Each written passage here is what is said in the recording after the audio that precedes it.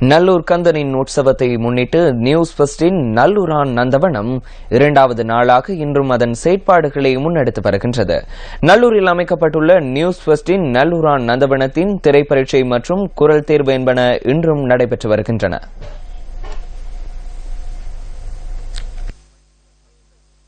இன்றைய ஆரம்ப நிகழ்வில் வரையறுக்கப்பட்ட கேபிட்டல் மகாராஜா நிறுவனத்தின் குழும பணிப்பாளர் ருத்ராணி பாலசுப்ரமணியம், எம்பிசி ஊடக வலையமைப்பின் குழும பணிப்பாளர் சாந்தி பகிரதன் மற்றும் சக்தி FM அலைவரிசை பிரதானி RP அபர்ணாசுதன், எம்பிசி வலையமைப்பின் வர்த்தக பிரிவு பணிப்பாளர் பாலேந்திரன் காண்டீபன் ஆகியோர் கலந்து கொண்டிருந்தனர்.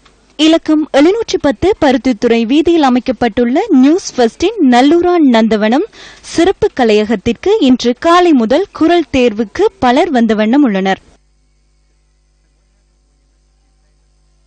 அகிலம் போற்றும் அலங்கார கந்தனின் வருடாந்த மகோற்சவ பெருவிழாவில் இன்றைய தினம் சப்பர திருவிழா வெகு சிறப்பாக நடைபெறவிருக்கின்றது. அந்த வகையிலே ஆலய சூழலிலே சப்பர திருவிழாவுக்கான ஏற்பாடுகள் மிகவும் மும்முரமாக நடைபெற்று வருகின்றன.